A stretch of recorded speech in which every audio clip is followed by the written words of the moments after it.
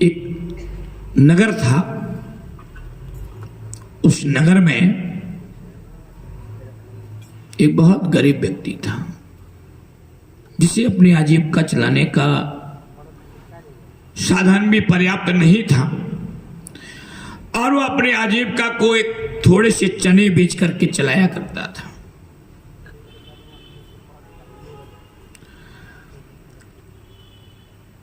और वो चने लेकर के चलता था, 10-5 पैसे में, 2-2 पैसे में, 1-1 पैसे में चने बेचता जाता था। एक दिन उस नगर में एक दिगंबर मुनिराज का आगमन हुआ। दिगंबर मुनिराज का आगमन होने पर मेरी बात को बड़े ध्यान सुनना। इस बात को कहने के बाद मैं विराम दे दूंगा क्योंकि समय बहुत अधिक हो गया।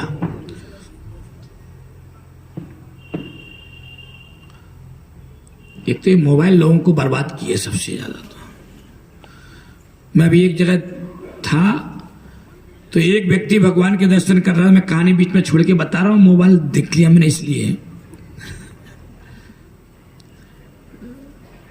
एक व्यक्ति भगवान के सामने दर्शन कर रहा था, बिल्कुल वेदी के सामने हाथ जोड़ करके खड़ा था।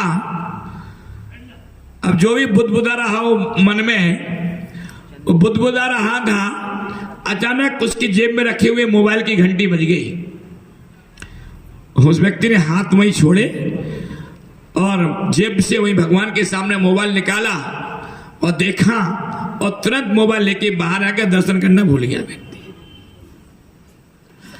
तो आज के समय में व्यक्ति की श्रद्धा भगवान में कम हो, मोबाइल में ज्यादा है, इसलिए इसका भी फल मिलेगा, ध्यान रखना। तो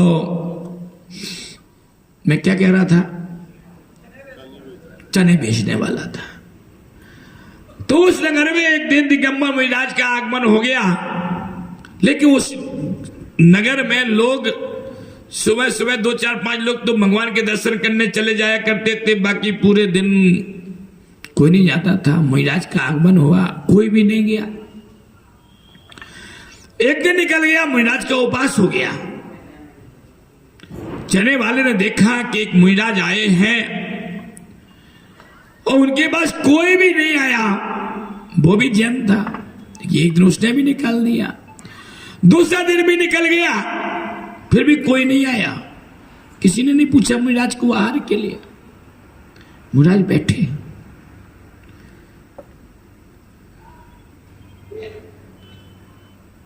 तीसरा दिन हुआ,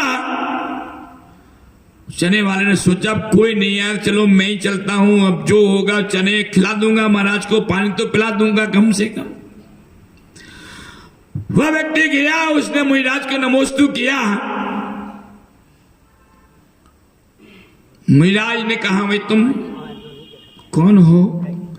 बोले महाराज मैं बहुत गरीब आदमी हूं और रोज चने की ठेली लगाता हूं और उससे अपनी आजीविका चलाता हूं। तुम रोज भगवान के दर्शन करने नहीं आते हो? बोले महाराज मेरा पूरा समय उस चने को तैयार करने में और बेचने में निकल जाता है, इसलिए मेरे पास भगवान के दर्शन करने का समय नहीं बचता। तुम कैसे जैन हो? बोले क्या करें महाराज, मजबूरी है। मैं बोले आज कैसे आ गया? बोले मैं आज इसलिए आ गया कि मैं 3 दिन से यहां से निकल रहा हूं, देखता हूं कि आपकी आहारचर्या नहीं हो रही है, इसलिए आज मैंने सोचा कि मुनिराज के 2 दिन उपास हो गए, आज मैं मुनिराज की चर्या तो करा दूं, इसलिए मैं शुद्धि का पानी लेकर के आया हूं। मुनिराज के कमंडल में उसने शुद्धि का पानी डाला। मुनिराज आहारचर्या के लिए गए हैं, उसके यहाँ चना गुड़ जो भी था उसने आहार में दिया। मुनिराज ने लिया और आहार लेकर के मुनिराज मंदिर में आकर बैठ गए। मुनिराज ने उससे कहा, देख भाई आज तेरी भावना हुई, अच्छी बात है, लेकिन मैं एक बात कहना चाहता हूं। बोले बोलो महाराज। मैं तुम्हें एक मंत्र देता हूं, तुम मंदिर में रोज दर्शन करना, इस मंत्र की जाप करना और फिर चले जाना।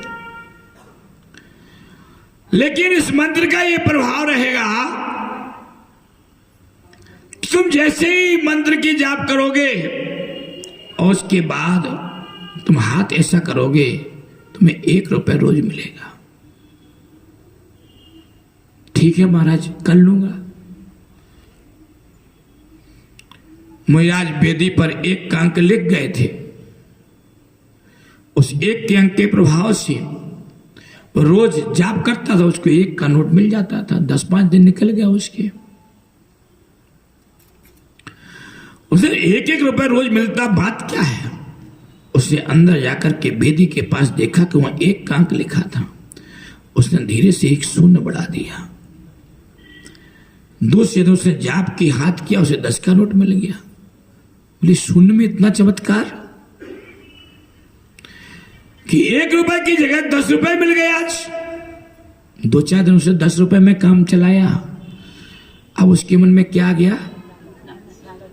क्या आ गया? अब लोभ आ गया। दूसरे 3-4 दिन के बाद गया, उसने 1 शून्य और बढ़ा दिया। अब क्या हुआ?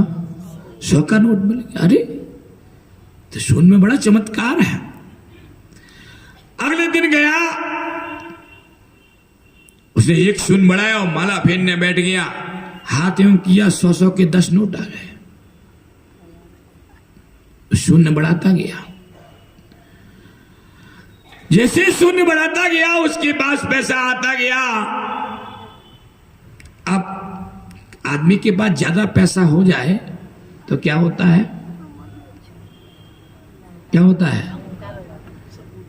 सब भूल जाता है, अहंकार आ जाता है, सब भूल जाता है। इसलिए किसी ने लिखा है कि धन उसे ही मिलना चाहिए जो धर्म में लगाए। धन किसको मिलना चाहिए? धन उससे ही मिलना चाहिए जो धर्म में लगाए, क्योंकि धन भी उसके घर में ही टिकता है जो धर्म में लगाता है। और जो धर्म में धन नहीं लगाता है, उसे धन टिकता नहीं है। धन मौज मस्ती में लगाने वाले का ज्यादा समय तक टिकने वाला नहीं होता है। तो अब वो भी धर्म भूल गया। कुछ समय के बाद महाराज बिहार करते हुए श्रीनगर में आए और देखा, पूछा किसी से, भाई यह ठेली लगाता था एक जने की, वो आजकल कहाँ है? दिख नहीं रहा। कहा? वो महाराज वो बड़ी हवेली दिख रही है। बुलाया, उसने कहा कह दो महाराज सभी मेरे पास समय नहीं है। महाराज ने वेदी पर देखा तो वहां तो शून्यों की लाइन लगी थी। धीरे धीरे महाराज ने 1-1 शून्य 1-1 दिन में मिटाया। वो भी वहां से भी कम होता गया। और जब 1 का अंक रह गया तो व्यक्ति पुनः चने की ठेली पर आ गया। कहने का तात्पर्य है बंधु, धर्म हमें जीवन में सब कुछ प्रावधान करने वाला होता है। और गुरुओं की अनुकंपा, गुरुओं का आशीर्वाद यदि हमारे ऊपर है तो उनके आशीर्वाद से हमें सब कुछ प्राप्त होता है। आचार्य समन्वय स्वामी ने भी यही कहा है कि भोगो दाना तपो निधिषु। यदि तपोनिधियों के लिए हम दान देते हैं तो उनके दान के प्रभाव से हमें जीवन में भोग सामग्रियां सब कुछ प्राप्त होती है। इसलिए वस्तु की कीमत को समय पर समझें। अगर वस्तु की कीमत को हमने समय पर समझ लिया तो निश्चित ही जीवन में सब कुछ हमें प्राप्त होगा। ये